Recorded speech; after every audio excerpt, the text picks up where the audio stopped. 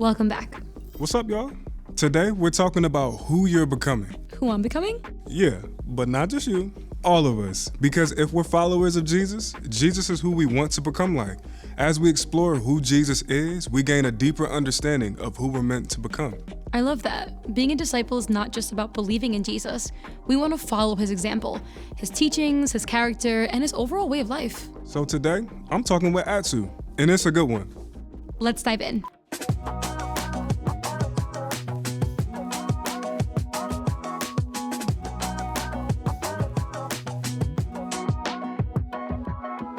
Okay, I know Camille and Miranda talked about this last time, but you know who I've been following a lot lately? Steph Curry. For me, growing up, it was Allen Iverson. I did everything to be like him. Changed how I dressed, how I played basketball, what music I listened to, and what my mom spent money on. Yeah, I get that, and whenever I see that they wear something, I'm like, okay, where can I get that? It's crazy how much we're influenced, right? Like someone across the world who doesn't know us or anything about us can post one photo, and it makes us seriously consider buying a piece of clothing that they were wearing or visit the place they were at. In college, my best friend was really into Jordans. And sure enough, after spending time with him, my closet started to look like his, which was mostly full of J's. Yeah, when I think about it, I feel like I'm somewhat similar to all my close friends. We all end up slightly looking and acting like each other, but I feel like it's not just me. I feel like this is for all of us. In a way, we all end up influenced by the people we hang out with the most. This is the truth. We become like who we spend time with.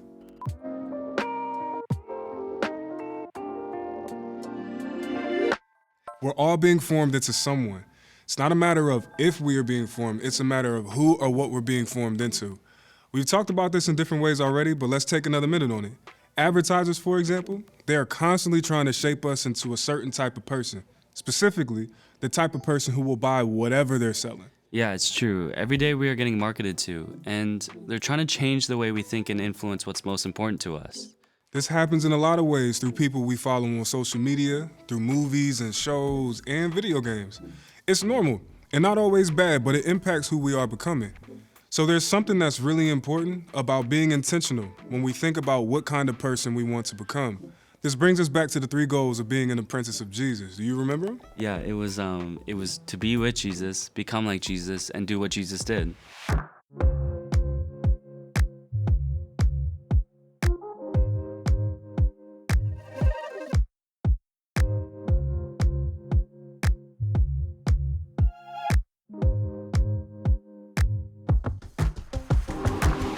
When we follow Jesus together, we are being changed by him. But there's a tension here. Just because we say yes to Jesus doesn't mean that certain negative behaviors or patterns of thinking just go away. And it's in that tension that our formation happens. Again, the question isn't, are you being formed? The question is what or who is forming you and what kind of person you're being formed into. And when it comes to Jesus, he's pretty clear about the kind of person he wants you to be formed into. And that's a person of love. Someone that knows his love and overflows his love to others. One of the main ways you can know if you are growing as a disciple is to ask yourself, am I more of a loving person than I was last week? Sometimes our growth in love happens pretty fast, and sometimes that growth can take longer because old ways of thinking and behaving can be harder to let go of. Right, and I remember we talked about love as the goal and how this pathway of discipleship is the pathway to becoming that kind of person.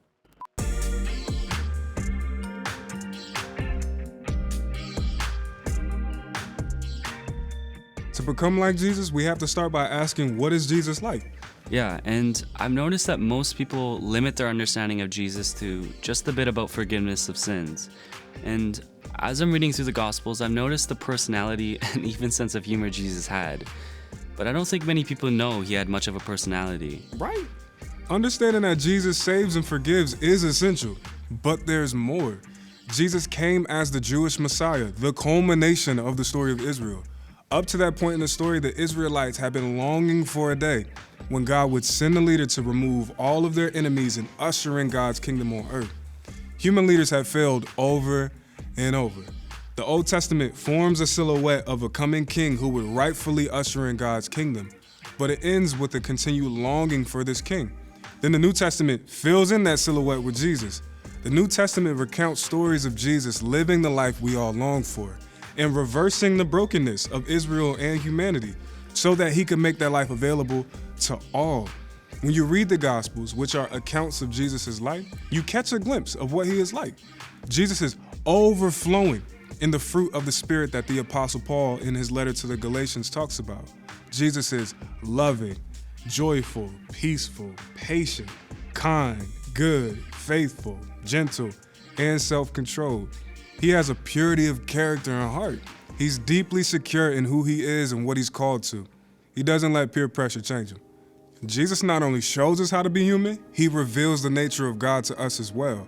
Jesus is compassionate, gracious, slow to anger, abounding in love and faithfulness. He's forgiving and he's just.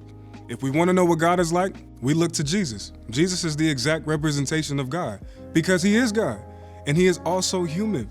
This is why Jesus is our model who teaches the rest of us how to be human according to how God intended. You know, there's been times where I feel pretty far from those same characteristics being true about me. And when I compare my actions to other people who are more kind and more loving than me, in a way it can kind of feel discouraging. Like, why even try when I won't be as good as other people, let alone Jesus? It's easy to feel like we're not living up to those expectations. Well, I'm not perfect either. Wait, you're not? No, bro. Sometimes it's tough to believe that the way that I think and what I say and do are becoming more like Jesus because I know the real me. So I get it. It feels like a steep hill, but that's okay though. That's why being a disciple of Jesus is about the long haul. It's not something you can microwave. It's a journey, and we're not going to do it perfectly, but he graciously invites us to fail forward, to continue to readjust our focus on him, to turn from our sin when we screw up, and keep going with him. When we come up against our human limitations, he understands us because he shared in every aspect of our humanity, except sin. Even Jesus needed friends. It's why he called disciples to follow him so early in the ministry, not only to teach them his ways, but so that he'd have a community to do life with. Yeah, I don't always remember that Jesus' disciples didn't follow him perfectly. Like someone like Peter who even denied knowing about Jesus, but Jesus never gave up on him. And if Jesus was gracious with those who had front row seats to his mission, like Peter, it's a good reminder that he has grace for us too. Yeah, you know, the goal isn't immediate perfection. If it was, we'd all be out on this. Discipleship is about faithfully walking with the one who is really good at shaping us into who we're made to be. But as I'm thinking about it, I still feel like the first disciples were special in some way to be picked by Jesus. I just feel like being in his inner circle would be super hard to get into. Well, there was one main difference between how Jesus built his school of disciples against how other rabbis did in his day. Typically, a person would be educated in their local synagogue as a youth, but only the most excelled students would go on to choose a rabbi they wanted to follow. Then that rabbi would evaluate them and only select the most promising students as disciples, similar to only hiring people that graduate from Harvard, Princeton, or Stanford. But Jesus didn't wait for disciples to come to him. He went out and chose ordinary people to follow him. He chose people like you and me.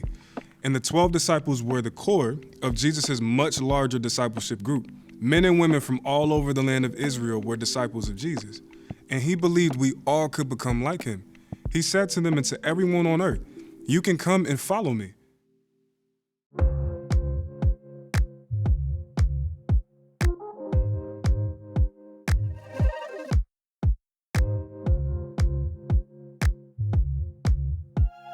He was humble. That was a big thing. Like, he was the Son of God, and he didn't, like, act like it. He wasn't cocky or arrogant. He was just a humble person and just wanted to spread a good message. I don't think Jesus would be my role model personally. I like that he didn't judge people. Yeah, I mean that's what being Christian is, right? Is you just follow his teachings. I guess like how compassionate he was to all people and even those who were sick. He had no problem taking him in his arms, and the way he interacted with even the young children. I wouldn't say a person I want to become, but I'd say a person I'm very influenced by. I think one of the things that strikes me about Jesus is how he managed to be the world's greatest leader and the world's greatest man of the people at the same time. Yeah, I don't know, maybe in the future there'll be someone or something I see that I look up to.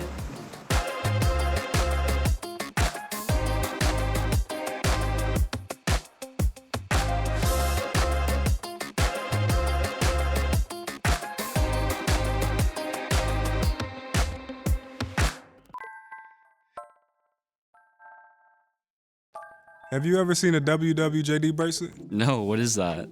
Well, it was something that we wore around when I was in high school. We wore them as a reminder to ask yourself, what would Jesus do?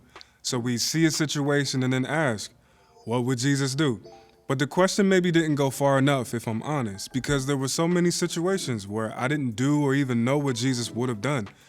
And most of the time, I just end up feeling like a failure and kind of guilty when I would repeat the situation in my head and think to myself, like, why didn't you say this? Or why did you do that? So I think it may be time for a new bracelet and paradigm. Okay, well, what's the new thing? So it's a bit longer. Could be a little extra, but I think it'd be much stronger. You ready? Yep. WD, JD, TBT, KOP, TDW, JD. Yeah, okay, I was not expecting that, but what does that even stand for? All right, hear me out. What did Jesus do to become the kind of person that did what Jesus did? Dude, I'm just trying to imagine what that thing would look like on your wrist. It would have to be like this long, but take me into this acronym. What's behind it? Okay, it's a little extra, maybe too long, but it focuses on our formation and calls us to pay attention to the ways that Jesus lived his life. Being a disciple is about way more than just adjusting our behaviors. It's about experiencing a true heart change so that we can reflect God to the world. It's about transformation. We're about to take a dive into a concept theologians call spiritual formation. Jesus lived his life by a set of practices, rhythms, habits, and disciplines that formed his time on earth. To be his apprentice is to take on those same practices in our world today. I think there are probably a lot of Christians today who see themselves as fans of Jesus. So what's your favorite team in the world? It's gotta be the Warriors. So what does it look like to be a fan of the Warriors? I feel like this could look different from fan to fan, but for me it's wear the jersey, watch the games, and maybe even go to the games if you can. Right.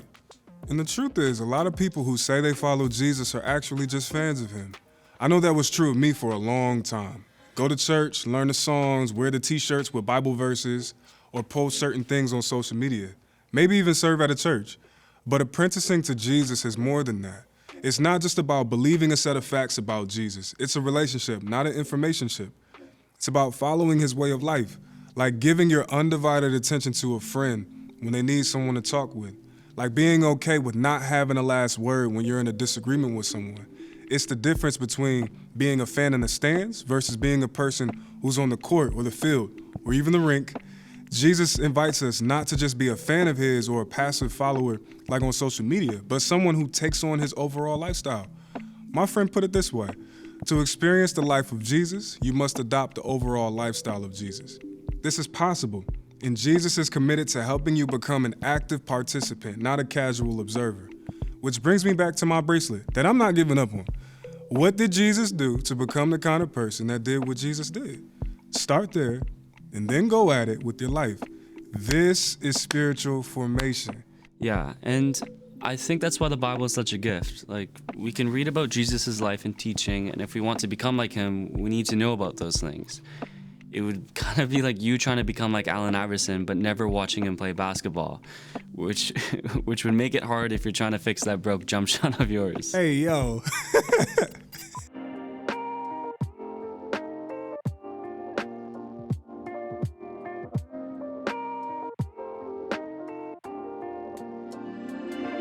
Do you think you could get up and run a marathon right now?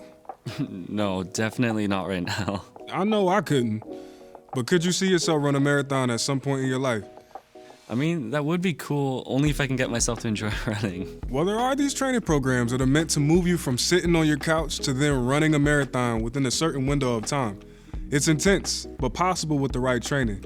Living like Jesus or becoming like him is a process over time. We're playing the long game, staying faithful from our couch to the marathon, so to speak. Okay, well, tell me more. What does it actually look like to train to become like Jesus? Well, in Matthew 7:24, Jesus says, "Everyone who hears these words of mine and puts them into practice is like a wise man who built his house on the rock." Training to become like Jesus means putting into practice what he taught and what he did. We call these spiritual practices or spiritual disciplines. They're like exercise for our spiritual muscles that impact every part of who you are, body, mind, and heart. There are some you might be more familiar with than others. When I came to faith, I heard a lot about prayer, scripture, public worship, singing, baptism, communion, and care for the poor. But things like hospitality, living in community, eating and drinking, Sabbath, healing, fasting, solitude, and celebration are also practices from the life and teaching of Jesus. Yeah, I don't know if I've ever thought of eating, drinking, or celebration as practices that would help me become like Jesus. There are so many things as you read through this lens that you maybe would have never considered spiritual practices. Things like having a meal with friends, speaking words of encouragement, taking a whole day of resting and enjoying the gifts of life, texting a friend to celebrate something about them, turning off your phone and going outside for a walk, skipping a meal to buy someone's lunch. There are so many things that can be an act of worship if done consciously and intentionally for God. Okay, I love this, and I could definitely get behind the having a meal with people practice. Same, because your boy loves to grub. Some practices will feel like going downstream, and others will feel like, more going upstream in your life. Downstream, meaning some will be easier for you and your personality. And upstream, meaning others will be a lot more difficult and require some deep growth in you and confronting places in your life that will feel uncomfortable. But this is the journey. Jesus will be with you in every step of the way.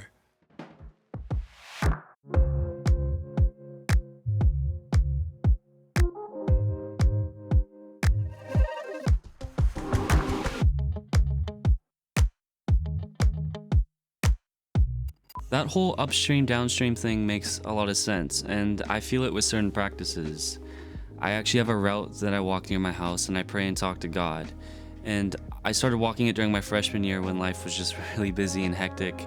And I remember I started to get a sense that God was with me even in the middle of it all. I think it did start to change me too. I mean, I wasn't as stressed even though I should have been, and so that one is easy for me. Walking is downstream. I tried some other spiritual disciplines and they've been a lot harder. And sometimes after I feel inspired, I try to do everything, like read a whole book of the Bible every day and spend 20 minutes in silence, but it's never ended well. And I just end up feeling discouraged. But I like the idea of just choosing one that feels more difficult and starting there. And then maybe after I get that one down, I can add another. That's it. Let's start small and build it. Here's something we'd love your group to try right now. In a moment, you'll see a list of spiritual practices we talked about in today's episode appear on the screen. We want each of you to choose one practice that may be more downstream for you, and then choose another practice that may be more upstream for you. Start brainstorming how to intentionally engage in both of these practices this week. And before you leave the room, share with at least one other person what you're trying to do. Agree to check in with each other in 2 to 3 days and see how it's going. Support each other in this. As the week goes on and you incorporate these two practices in your life, pay attention to what comes easy to you and what doesn't. When did you feel anxious or uncomfortable? When did you feel at peace and at ease? Did you catch yourself wanting to grab your phone to check your notifications? Did you find yourself being easily distracted? With what? And don't forget, we aren't meant to go on this journey of discipleship alone. So I want to challenge you to choose a time in the next 3 days to invite a sibling, friend, or a parent to do these practices with you. You never know. They could find these practices really helpful for their lives too. At the end of the day, we are all being formed, and God's invitation is to form you into the likeness of Jesus.